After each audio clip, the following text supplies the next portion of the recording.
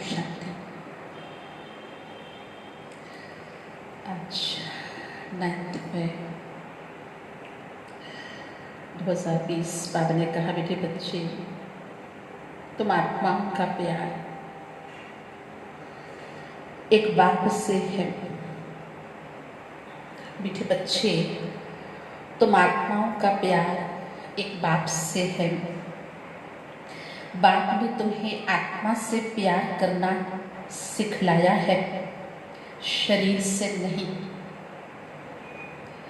बाप ने तुम्हें आत्मा से प्यार करना सिखलाया है, शरीर से नहीं। प्रश्न है, किस पुरुषार्थ में ही माया विघ्न डालती है?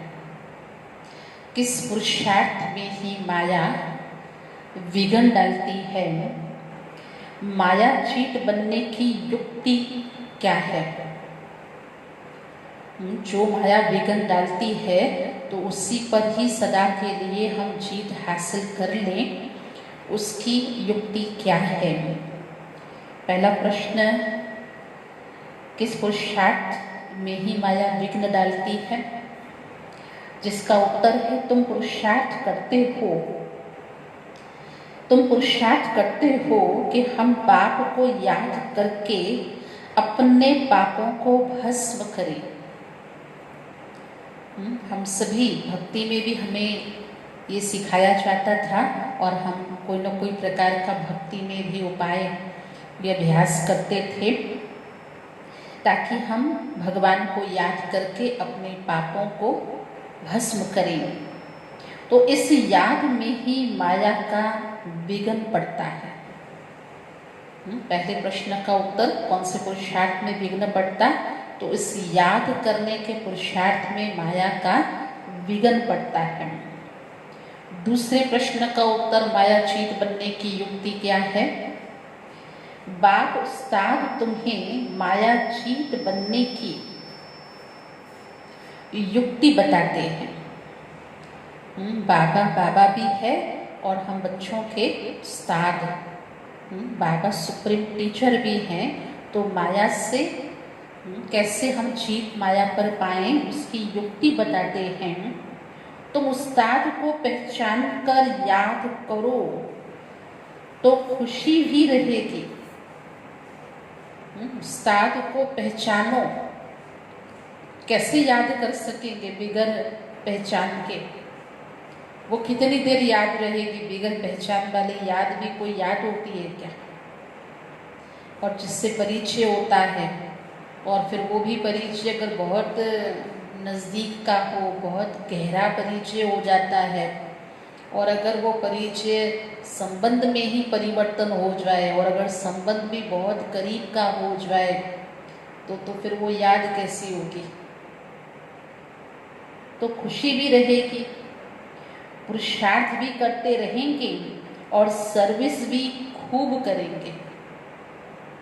कितनी अच्छी युक्ति है माया जीत बनने के लिए। पुरुषार्थ भी करेंगे, सर्विस भी खूब करेंगे, माया जीत भी बन जाएंगे। अगर ये सब करते रहें, युक्तियों को आजमाते रहें, तो अवश्य करते करते माया जीत बन जाएंगे। आज का गीत है, इस पाप की दुनिया से कहीं और ले चल। ओम शांति। बहुत सारे दुनिया के लोगों के अंदर या बाबा के बच्चों के अंदर भी ये बहुत ऐसा दृढ़ संकल्प आता है कि बस अब बाबा हमें इस पाप की दुनिया से कहीं और ले चल। बस पहले कहते थे कहीं और, परंतु कहाँ, अब तो स्पष्ट ज्ञान है कि कहाँ जाना चाहते हैं। तो बहुत अच्छा मुरली का ये गीत है। रूहानी बच्चों ने गीत सुना, अर्थ समझा। रूहानी बच्चों ने गीत सुना, अर्थ समझा।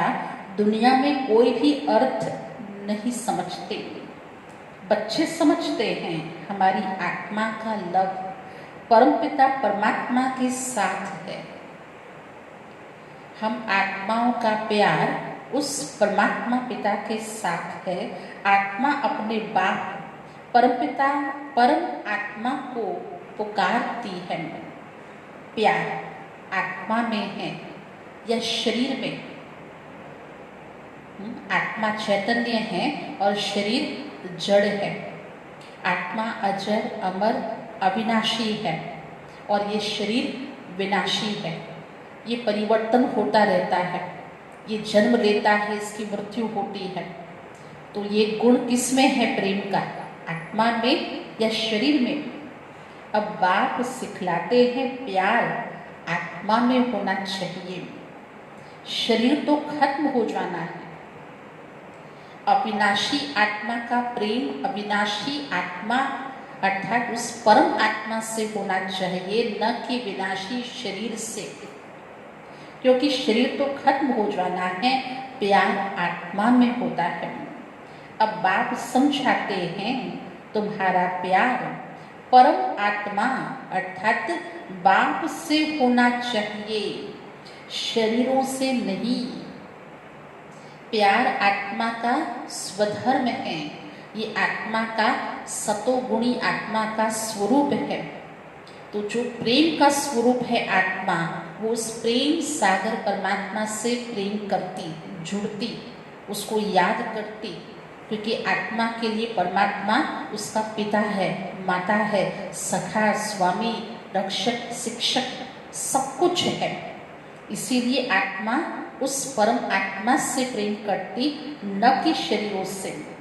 आत्मा ही अपने बाप को पुकारती है कि पुण्य आत्माओं की दुनिया में ले चलो, कहीं और ले चलो, इस पाप की दुनिया से कहीं और। तो कहाँ? स्वाभाविक है, पुण्य आत्माओं की दुनिया में ले चलो। तुम समझते हो कि हम यहाँ पाप आत्मा थे, अब फिर पुण्य आत्मा बन रहे।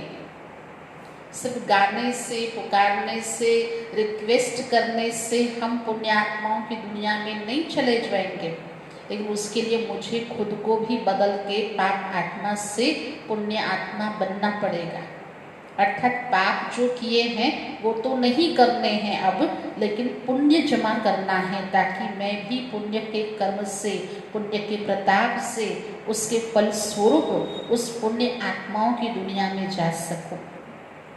बाबा तुमको युक्ति से पुण्य आत्मा बना रहे हैं, क्योंकि भैया रहते तो पाप आत्माओं की दुनिया में हैं, आसपास बहुत ही पाप होते रहते हैं, देखते हैं, सुनते हैं, समझते हैं। तो बड़ी युक्ति से, बड़ी आइडिया से बाबा हम बच्चों को पुण्य आत्मा बना रहे हैं। बाप बतावे तब तो बच्चों को अनुभव हो और समझें कि हम बाप द्वारा, बाप की याद से पवित्र पुण्य आत्मा बन रहे हैं। जब तक बाप न बताए, न समझाए, तो बच्चे कैसे अनुभव करें, कैसे महसूस करें कि भाई हमने कोई पाप किए थे, अब हमें पाप आत्मा से पुण्य आत्मा बनना है। तो ये बाबा ही हम बच्चों को अनुभव कराते, समझाते। योग बल से हमारे पाप भस्म हो रहे हैं। कौन सी युक्ति? जो हमको सिखलाई गई, यहाँ बतलाई गई, हमने उसको रियलाइज किया और हम उस योग बल से अब पुण्य आत्मा बन रहे हैं। बाकी गंगा आदि में कोई पाप धोए नहीं जाते, ये तो सभी समझते हैं दुनिया में भी कि भाई पाप कर्म करके कोई गंगा स्नान करने से पाप धोए नहीं जाते। मनुष्य गंगा स्नान करते हैं, शरीर को मिट्टी मलते हैं, परंतु उससे कोई पाप धुलते नहीं हैं। शरीर को मिट्टी लगाने से, जैसे कई साधु सन्यासी भस्म लगाते हैं, भभूत लगाते शरीरों पर, इसको मिट्टी समझना है। ये मिट्टी से बना हुआ शरीर है, मिट्टी का पुतला कहा जाता है, जो विनाशी है, टूट जाएगा, जल जाएगा, खत्म हो जाएगा। बाकी मिट्टी मलने से कोई पाप धुलते नहीं हैं। आत्मा के पाप तो योग बल से ही निकलते हैं, खाद निकलती है। यह तो बच्चों को ही मालूम है और निश्चय है कि हम बाबा को याद करेंगे तो हमारे पाप भस्म होंगे। निश्चय है तो फिर पुरुषार्थ भी करना चाहिए। अगर ऐसा निश्चय किया है तो फिर निश्चय उसी को कहेंगे जो ऐसा पुरुषार्थ भी करना चाहिए। इस पुरुषार्थ में ही माया बिगड़ डालती है। जो पुरुषार्थ करते हैं याद में रहने का, इसी में माया बिगड़ डालती है। रुस्तम से माया भी अच्छी रीति रुस्तम होकर लड़ती है। जो ऐसे दृढ़ निश्चय करते हैं, ऐसे पुरुषार्थी हैं, तो उन्हीं से माया भी रुस्तम बनकर लड़ती है। कच्चे से क्या लड़ेगी? जो कच्चे हैं, जिनमें पूर्ण निश्चय नहीं है और इसलिए वह कोई ऐसा प्रयत्न, कोई पुरुषार्थ नहीं करते हैं, तो भला कच्चे से क्या लड़ेगी। तो बच्चों को हमेशा ये ख्याल रखना है, हमको माया जीत सो जगत जीत बनना है। माया जीते जगत जीत का अर्थ भी कोई समझते नहीं, जबकि ये जो वाक्य है माया जीत जगत जीत, ये भी बहुत करके भक्ति मार्ग में हम सुनते पढ़ते आए हैं, है ना। कई सत्संगों में हमें बार बार ये सुनाया जाता है, कई कथाओं में लिखा गया कि भाई माया जीत सो जगत जीत, परंतु इसका कोई अर्थ नहीं समझाया जाता कि जगत जीत मतलब जो देवी देवताएं हैं, जो पूरी नई दुनिया पर जिनका राज्य होता है, तो उसको कहेंगे जगत जीत।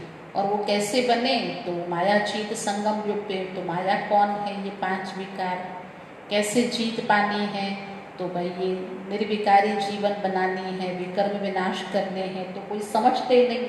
अब तुम बच्चों को समझाया जाता तुम कैसे माया पर जीत पा सकते हो, माया भी समर्थ है ना। तो बच्चों को उस्ताद मिला हुआ है, उस उस्ताद को भी नंबरवार कोई बिरला जानता है। भगवान उस्ताद रूप में मिला है, उसको भी कोई बिरला जानता है। जो जानता है उनको खुशी भी रहती है, पुरुषार्थ भी खुद करते हैं, सर्विस भी खूब करते हैं। अमरनाथ पर बहुत लोग जाते हैं। अब सभी मनुष्य कहते हैं कि विश्व में शांति कैसे हो। दुनिया में सभी चाहते हैं कि विश्व में शांति कैसे हो। अभी तुम सभी को सिद्ध करके बतलाते हो कि सतयुग में कैसे सुख शांति थी। पहले भी थी, ऐसा नहीं कि कोई पहली बार हम चाहते हैं, नहीं। इसी विश्व के अंदर जब स्वर्ग था तो सुख शांति थी, सारे ही विश्व में शांति थी। इन लक्ष्मी नारायण का राज्य था, कोई और धर्म नहीं था। आज से 5000 वर्ष हुए जबकि सतयुग था। फिर सृष्टि को चक्र तो जरूर लगाना है। कोई पूछेंगे फिर कहाँ चला गया सतयुग, अभी क्यों नहीं है, हमने तो देखा ही नहीं। तो भाई हमेशा थोड़ी वो सतयुग ही रहेगा, एक ही पहर थोड़ी रहेगा, वो तो चक्कर है तो बदलेगा ना। सवेरे के बाद फिर दोपहर संध्या रात्रि तो होगी ना।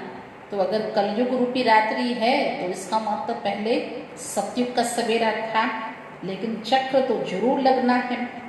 चित्रों से तुम बिल्कुल क्लियर करके बताते हो, कल्प पहले भी ऐसे चित्र बनाए थे, दिन प्रतिदिन इम्प्रूवमेंट होती रहती है। कहा बच्चे चित्रों में तिथि तारीख लिखना भूल जाते हैं।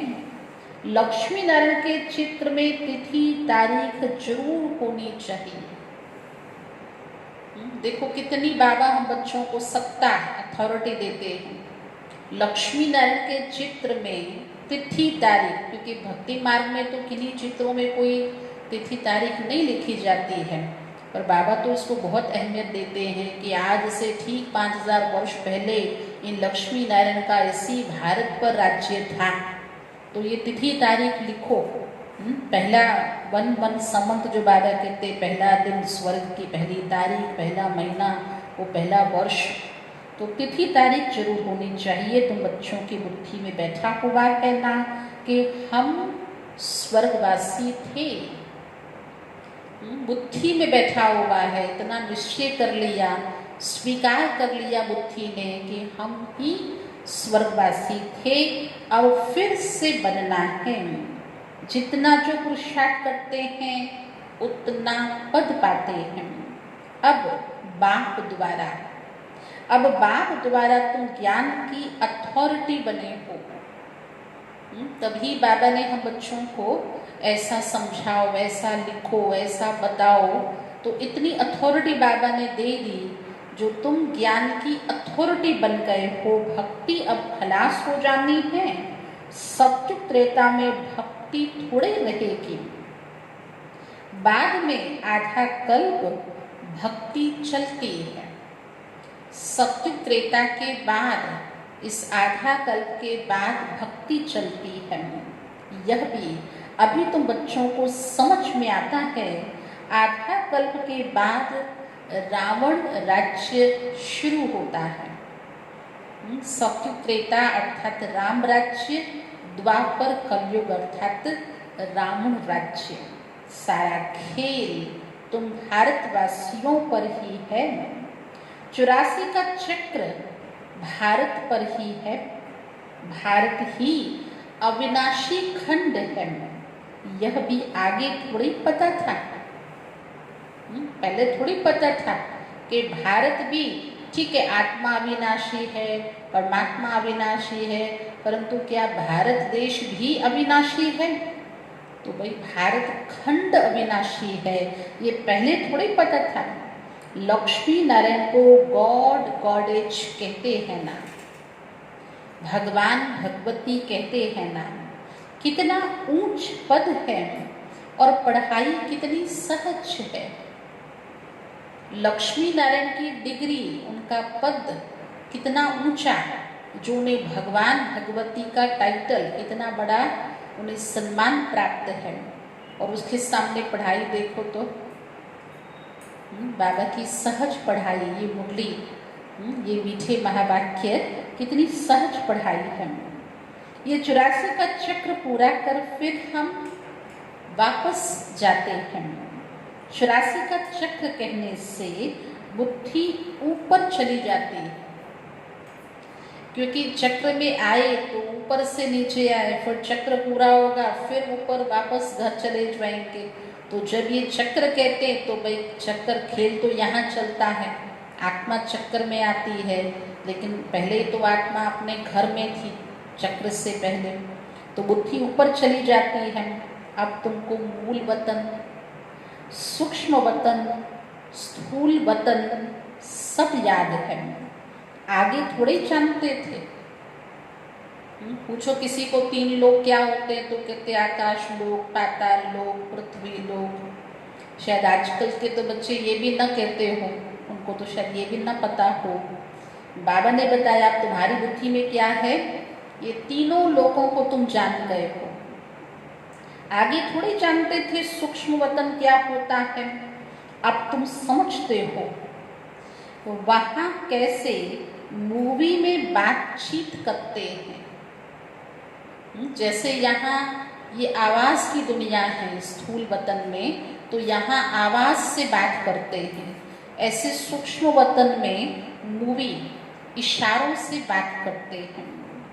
मूवी बाइस्कोप भी निकला था ना, गूंगी पिक्चर्स भी हुआ करती थी ना, तुमको समझाने में सहज होता है।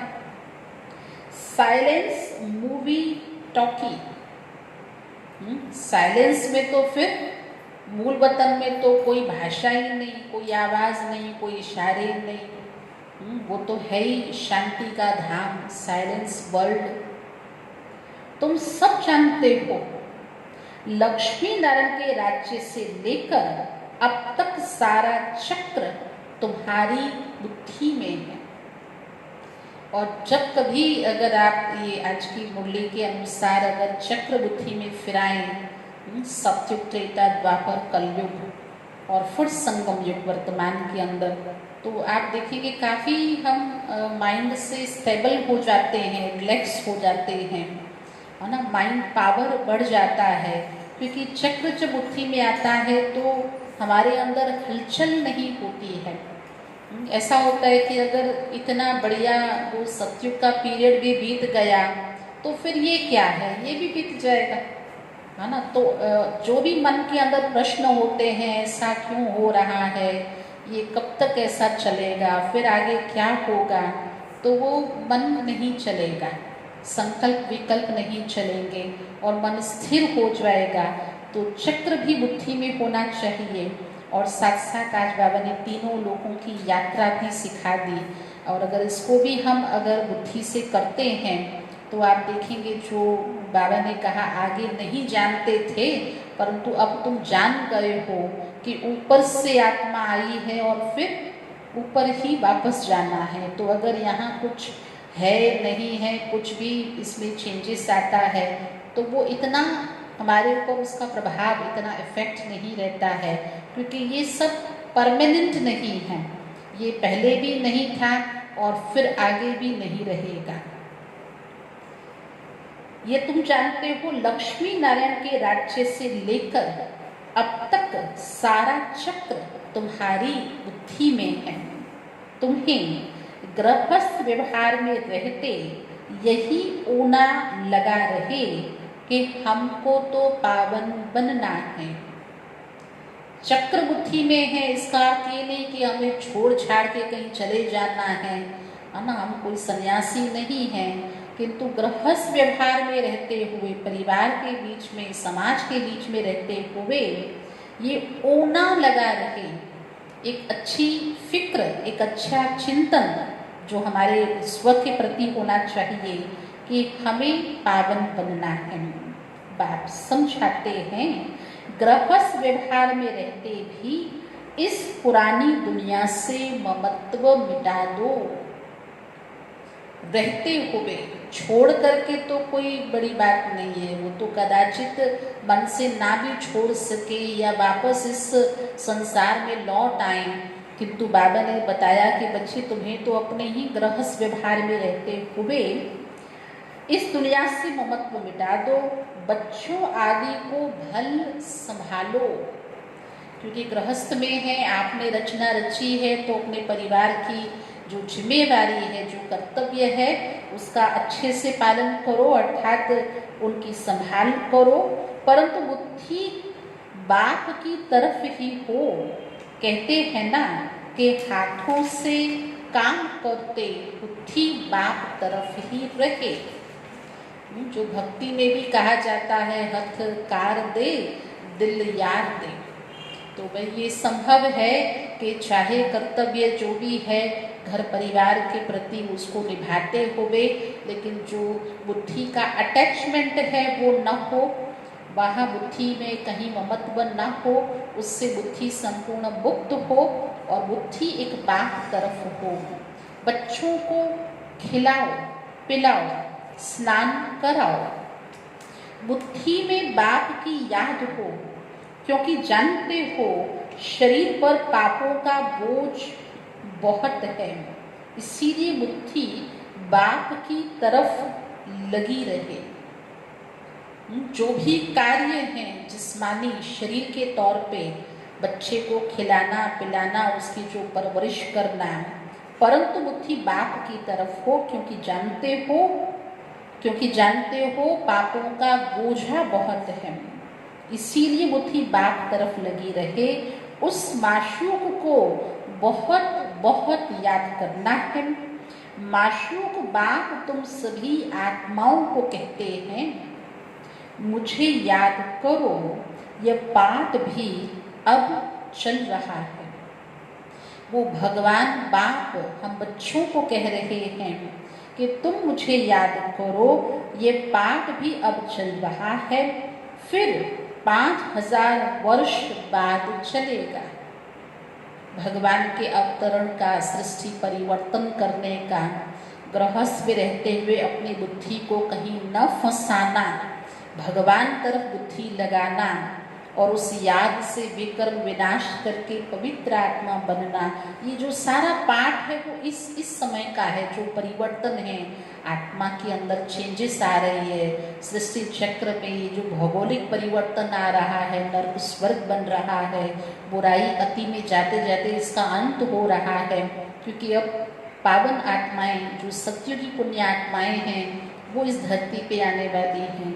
तो ये जो परिवर्तन का काल है ये अभी चल रहा है और फिर होगा 5000 वर्ष के बाद। बाबा कितनी सहज युक्ति बताते हैं, कोई तकलीफ नहीं देते। कोई कहे हम तो ये कर नहीं सकते, फिर भी कई कहते कि हम यह कर नहीं सकते, हमको बहुत तकलीफ भासती है, याद की यात्रा बहुत मुश्किल है। ऐसे भी कोई कोई हैं जो इतने सहज को भी कहते कि ये तो बहुत मुश्किल है, हमको तो इसमें तकलीफ लगती है। तो बाबा ने कहा, अरे तुम बाबा को याद नहीं कर सकते हो? बाप को थोड़ी भूलना चाहिए। ऐसे कैसे हो सकता है? कोई बच्चा कहे कि भाई मुझे है ना मम्मी पापा को याद ही नहीं करना आता है, पापा तो मेरे को याद ही नहीं रहता है, ऐसा कोई हो सकता है क्या? बाबा कहते ये तो थोड़ी भूलना चाहिए, बाप को तो अच्छी रीति याद करना है, तब विकर्म विनाश होंगे और तुम एवर हेल्दी बनेंगे, एवर प्योर बनेंगे, आत्मा पवित्र बनेगी, तब हेल्दी बनेगी, निरोगी बनेगी।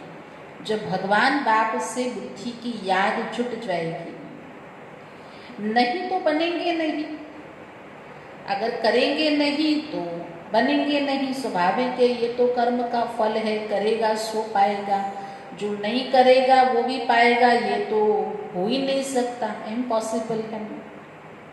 नहीं तो बनेंगे नहीं। तुमको राय तो बहुत अच्छी एक टिक मिलती है, जैसे एक टिक दवाई होती है ना, कोई बहुत असरदार दवाई होती है ना, बहुत अच्छी इफेक्ट करती, बहुत अच्छा रिजल्ट होता है, तो उसके लिए कहा जाता है एक टिक दवाई। भाई मतलब आपने एक बार इसको लिया तो आपको इसका फायदा होना ही होना है, गारंटी है। तो ऐसे बाबा भी कहते कि ये भी बहुत अच्छी बाबा की याद की एक टिक दवाई है। हम गारंटी करते हैं इस योग बल से तुम 21 जन्मों के लिए कभी रोगी नहीं बनेंगे। बाबा ऐसी एक टिक याद की दवाई देते हैं, अगर तुम सदैव भगवान की याद में रहो तो भाई दुनिया में भी लोग इतना तो समझते हैं कि भाई भगवान की याद में कोई नुकसान तो होना नहीं है, लेकिन साथ में फायदा बहुत होना है। वर्तमान में भी और भविष्य में भी उसको कोई तकलीफ नहीं होगी, क्योंकि उसके दुख जो है वो स्वयं भगवान कर लेता है ना। उसकी जो मुश्किलातें हैं वो भगवान स्वयं दूर कर देता है, क्योंकि वो भगवान को याद करता है। तो बाबा ने गारंटी की कि 21 जन्मों के लिए कभी तुम रोगी नहीं बनेंगे, सिर्फ बाप को याद करो। कितनी सहज युक्ति है। भक्ति मार्ग में याद करते थे, अनजाने से, जानकारी थी नहीं, पता था ही नहीं भगवान कौन है ना। इधर गए उसको भगवान कह दिया, उधर गए उसको भगवान कह दिया, जो मूर्ति देखी, जो मंदिर देखा, किसी ने कहा ये भगवान, आज सोमवार है इसका भगवान, मंगलवार का वो भगवान, तो अनजानेपन में उसको याद करते थे। अब बाबा बैठ समझाते हैं परिचय क्या होता है, कैसे पहचाने भगवान को, खुद भगवान समझाते हैं। तुम समझते हो हम कल्प पहले भी बाबा, तुम समझते भी हो कि हम कल्प पहले भी बाबा के पास ही आए थे और पुरुषार्थ करते थे।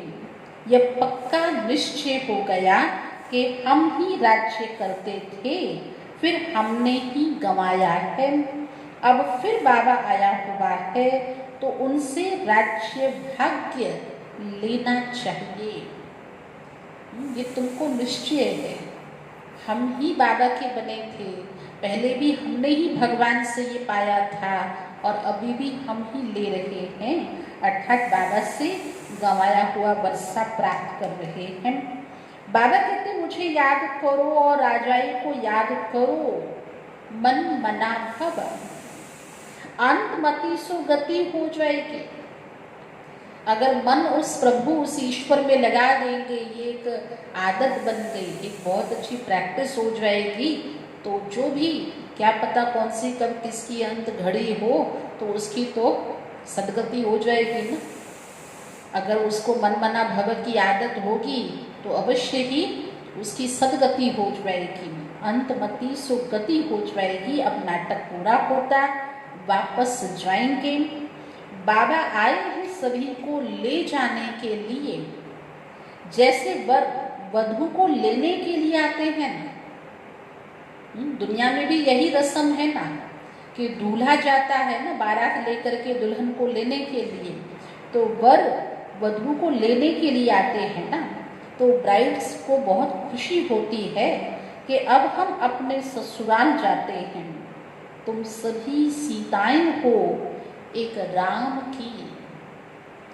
जैसे सीता भी भले रावण के उस शोक वाटिका में बैठी थी, राम के बिछोड़े में विलाप करती, रोती, दुखी होती कि कब मुझे आकर के राम यहाँ से मुक्त करा के ले जाएगा। ऐसे तुम सभी हो सीताएं जो इस रावण की दुनिया में बैठी हो।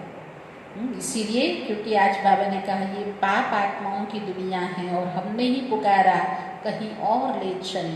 तो राम अर्थात भगवान आते हैं सीताओं को मुक्त कराने। राम ही तुमको रावण की जेल से छुड़ा करके ले जाते हैं।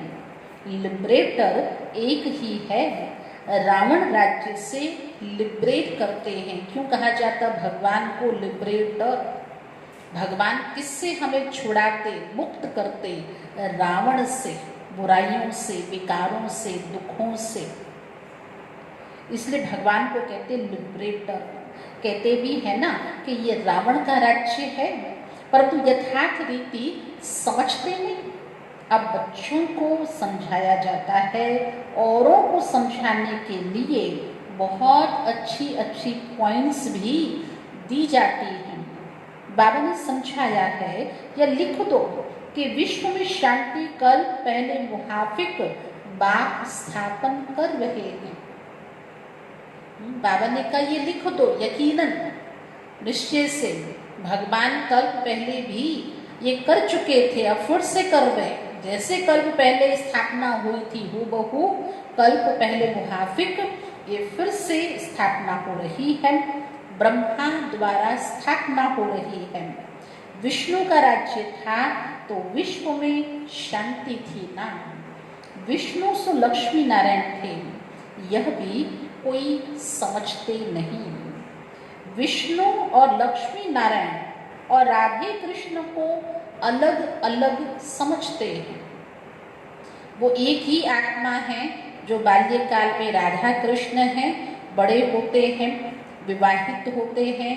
जब वो राजगद्दी पे बैठते हैं तो फिर वो लक्ष्मी नारायण बनते हैं और उन्हीं का ही कंबाइंड स्वरूप है विष्णु चतुर्भुज, परंतु ये समझते नहीं हैं। अब तुमने समझा है, अब तुमने समझा है, स्वदर्शन चक्रधारी भी तुम हो।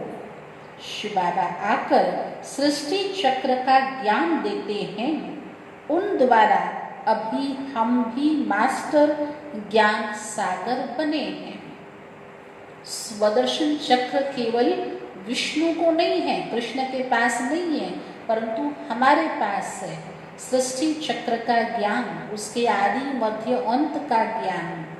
तो बाप द्वारा अब तुम भी मास्टर ज्ञान सागर बने हो। तुम ज्ञान नदियां भी हो ना, ये तो बच्चों के ही नाम है ना। जो नदियों के नाम है वो किसके हैं? वो तुम बच्चों के ही नाम है ना। भक्ति मार्ग में मनुष्य कितने स्नान करने जाते हैं, कितना भटकते हैं, बहुत दान पुण्य आदि करते हैं।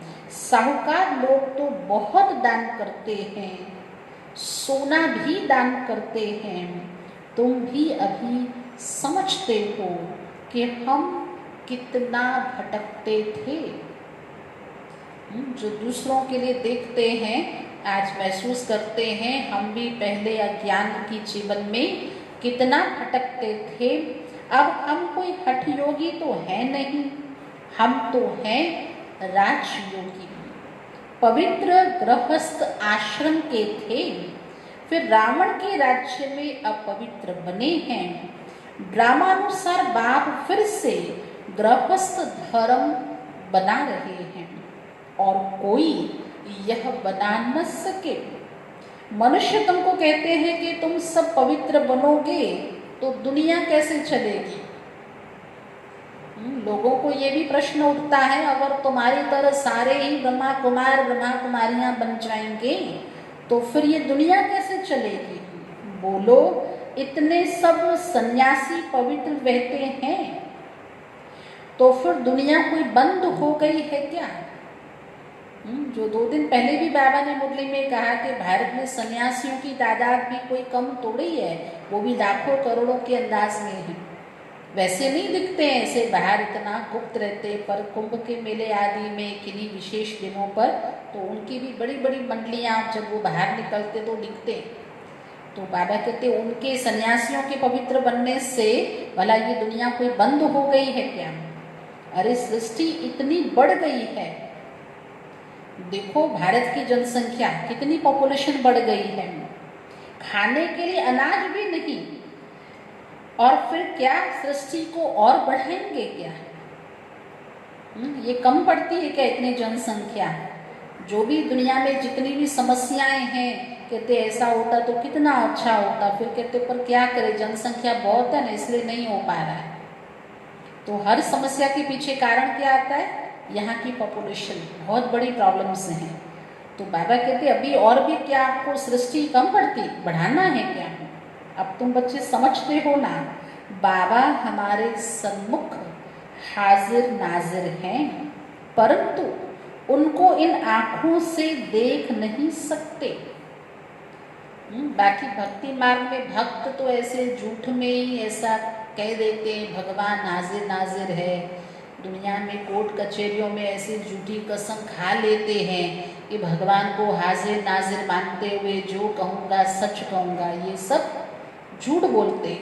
पर हकीकत में इस संगम युग पर बाबा हम बच्चों के सम्मुख हाजिर नाजिर हैं, परंतु वो कोई चरम चक्षुओं से नहीं दिखाई पड़ते, बुद्धि से जानते हो। बाबा हम आत्माओं को पढ़ाते हैं तो बाबा हाजिर नाजिर हैं। कौन पढ़ाते हैं, कौन समझाते हैं, कौन ऐसा कह सकते हैं? तो भगवान बाप हाजिर नाजिर हैं, जो विश्व शांति की बातें करते हैं। सब्जेक्ट चेंज, उन्हें तुम बताओ कि विश्व में शांति तो बाप करा रहा है। दुनिया में ऐसे कई संगठन, कई एनजीओ, कई व्यक्ति ऐसे बहुत ही प्रयत्नशील हैं कि भाई पूरे विश्व के अंदर शांति हो जाए। तो उन्हें तुम बताओ कि विश्व में शांति तो बाप करा रहे हैं, और उसके लिए ही पुरानी दुनिया का विनाश सामने खड़ा है। 5000 वर्ष पहले भी यह विनाश हुआ था, अभी यह विनाश सामने खड़ा है, फिर विश्व पर शांति हो जाएगी। ऐसे कोई शांति ऐसे ही नहीं हो जाएगी भाई तुम भी चुप करो, तुम भी चुप करो, हो गई शांति, नहीं। जो भी बुराइयां हैं, जो उनकी जड़ें हैं, जहाँ से बुराई जन्म लेती है, जब तक ये संपूर्ण विनाश ना हो, ये पूर्ण रीति से परिवर्तन ना हो, तब तक शांति नहीं होगी। तो वो जो पूरी प्रक्रिया है विनाश की, और उसके बाद स्थापना होगी जो नई दुनिया, तो वो बाबा समझा रहे हैं कि बच्चे देखो विनाश भी अपनी आंखों से सामने खड़ा है, और कैसे फिर इसके बाद उस नई दुनिया में, उस विश्व में शांति होगी। अब तुम बच्चों की बुद्धि में है ही यह बातें, दुनिया में कोई नहीं जानते, कोई नहीं जिनकी बुद्धि में ये बातें हो। तुम जानते हो, तुम जानते हो सत्य में सारे विश्व पर शांति थी। एक भारत खंड के सिवाय दूसरा कोई खंड नहीं था, पीछे और खंड हुए। अभी कितने खंड हैं? अभी इस खेल का भी अंत है। पहले एक था, फिर 2 हुए, फिर बहुत हुए, और बहुत हो गए, अनेक हो गए। फिर अगर वो सब परिवर्तन होते होते ये हो गया तो फिर अब इसका भी अंत है। कहते भी हैं भगवान जरूर होगा, परंतु भगवान कौन और किस रूप में आते हैं यह कोई जानते नहीं है। कहीं न कहीं सदविवेक कहता कि भगवान जरूर होगा, कहीं न कहीं भगवान इस धरती पे आया होगा, लेकिन भगवान कौन है, किस रूप में भगवान आते हैं, आकर क्या करते हैं, ये कोई मनुष्य नहीं जानते। कृष्ण तो हो न सके, ना कोई प्रेरणा से व शक्ति से काम करा सकते हैं। बाप तो मोस्ट बिलीवेड है, उनसे वर्षा मिलता है। बाप ही स्वर्ग स्थापन करते हैं तो फिर जरूर पुरानी दुनिया का विनाश भी वह कराएंगे। तुम जानते हो सत्युग में ये लक्ष्मी नारायण थे, अब फिर खुद पुरुषार्थ से यह बन रहे हैं। ये आशीर्वाद से नहीं बन रहे, प्रेरणा से नहीं बन रहे हैं, ऐसे प्रकट नहीं हो जाते कोई चमत्कारिक रूप में, लेकिन पुरुषार्थ करके लक्ष्मी नारायण बन रहे हैं। नशा रहना चाहिए ना।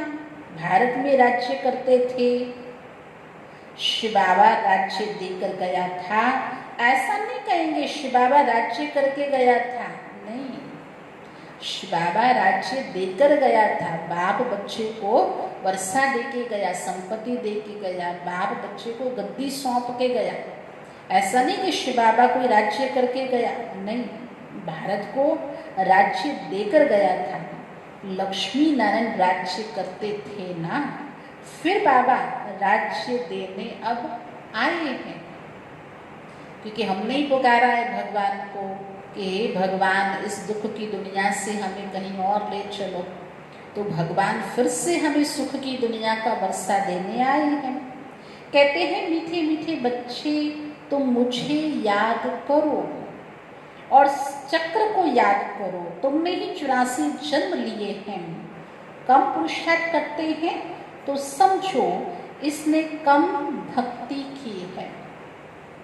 अगर ज्ञानी तो आत्मा अपने ज्ञान मार्ग में पुरुषार्थ कम करती तो समझा जाता भक्ति भी कम की है, क्योंकि पिछला कम, अभी कम, फिर भविष्य भी कम, ऐसा ही होगा।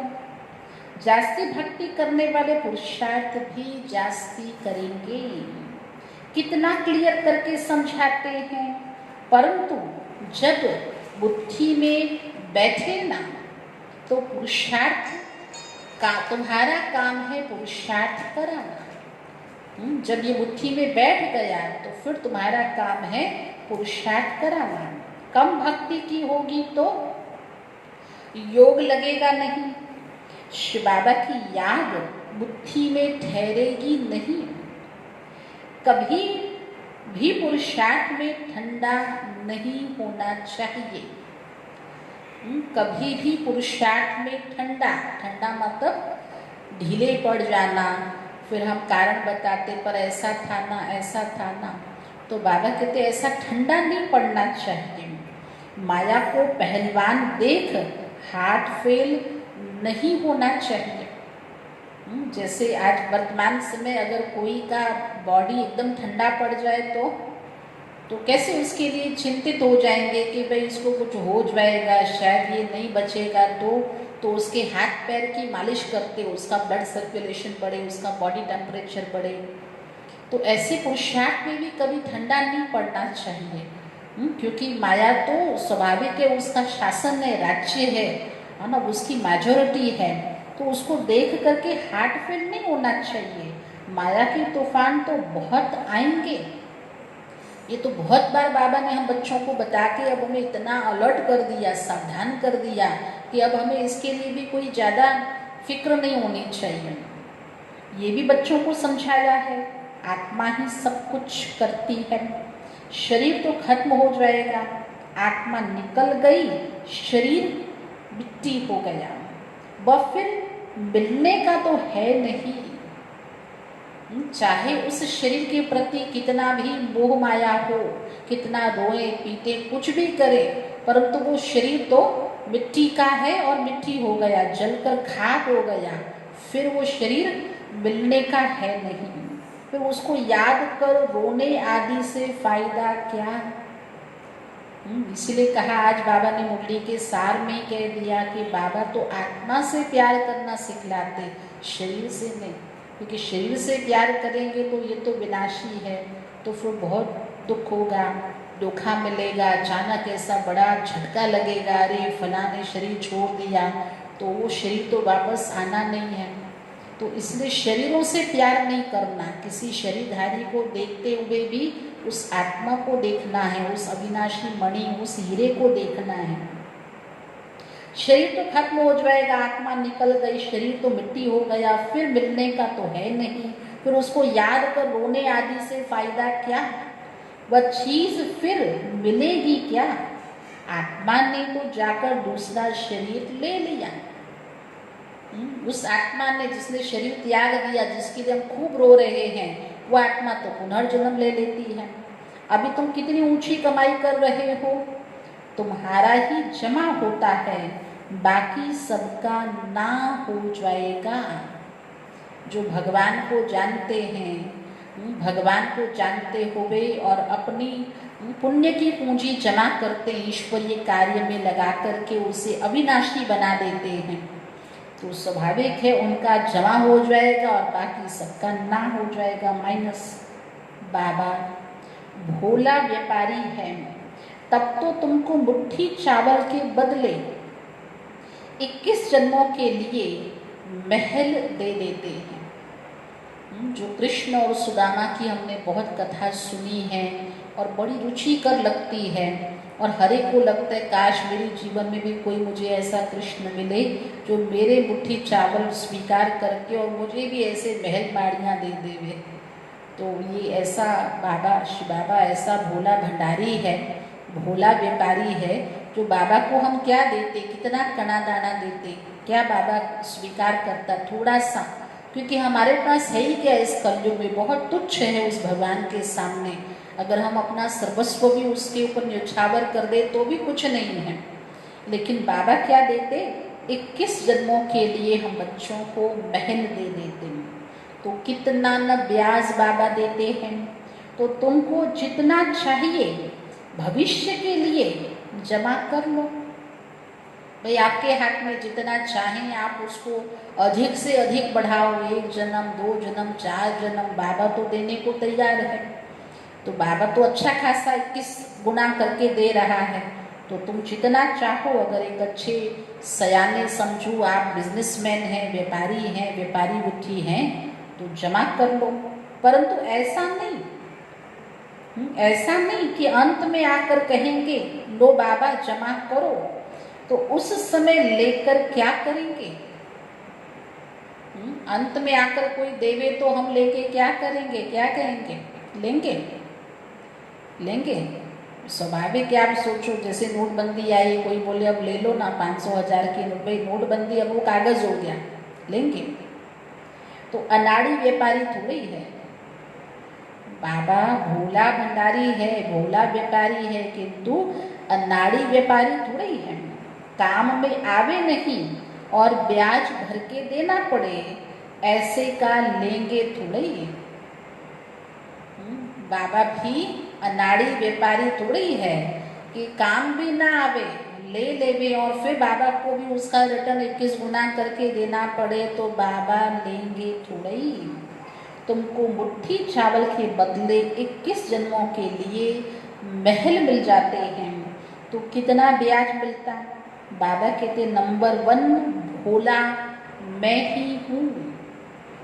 कई ऐसी गलत फहमी में भी रहते हैं, कहते हम तो बहुत सादे हैं, सीधे हैं, बड़े भोले हैं। तो कोई नहीं होता ऐसा, तो कोई भी नहीं। नंबर 1 भोला, इसलिए भगवान को ही कहते भोलानाथ, भोला भंडारी।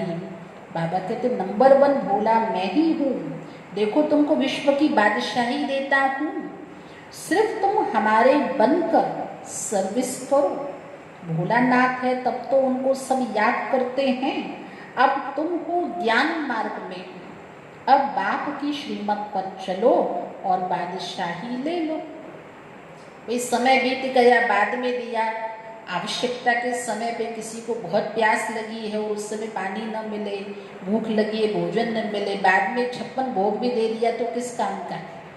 तो जो बाबा की सर्विस चल रही है और जो अभी आवश्यकता का समय है, अगर अभी कोई यज्ञ में न करे, बाद में देवे भी, तो बाबा ने तो मना कर दिया, लेंगे क्यों? अनाड़ी व्यापारी थोड़ी है। कहते भी है बाबा हम आए हैं राजवाई लेने, सो भी सूर्यवंशी में। अच्छा, तुम्हारा मुख मीठा। अगर कोई शुभ बोलता है तो बाबा भी उसको शुभ वचन बोल के बधाई देते कि अच्छा, अगर तुमने कहा कि बाबा हम तो सूर्यवंशी कुल में आएंगे, तो तुम्हारा मुख मीठा हो। अच्छा मीठे मीठे सिकी लधे बच्चों प्रति माता पिता बाप दादा का याद प्यार और गुड मॉर्निंग। रूहानी बाप की रूहानी बच्चों को नमस्ते। रूहानी बच्चों की रूहानी बाप दादा को याद प्यार, गुड मॉर्निंग और नमस्ते बाबा। धारणा की पहली पॉइंट है श्रीमत पर चल, बादशाही लेनी है। चावल मुट्ठी दे 21 जन्मों के लिए महल लेने हैं। कितना सस्ता सौदा, कितना भोला व्यापारी जो एक के बदले चावल मुट्ठी के बदले, है ना, कुछ कच्चे चावल ही थे जो सुदामा की उस पुरानी फटी टूटी पोटली में थे, जो भगवान ने कुछ दाने मुख में फाँक लिए और उसके बदले में उसको महल माड़ियाँ लौटाई। भविष्य के लिए कमाई जमा करनी है, इसमें बड़ा समझू बनना, बड़े सियाने बनना।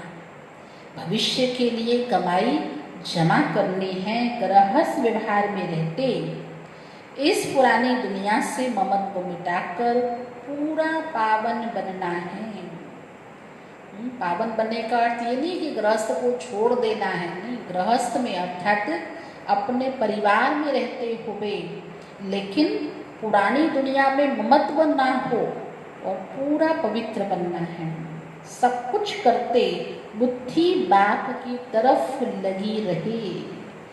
आज का वरदान है 1000 भुजा वाले ब्रह्मा बाप के साथ का निरंतर अनुभव करने वाले, 1000 भुजा वाले ब्रह्मा बाप के साथ का निरंतर अनुभव करने वाले सच्चे स्नेही भव।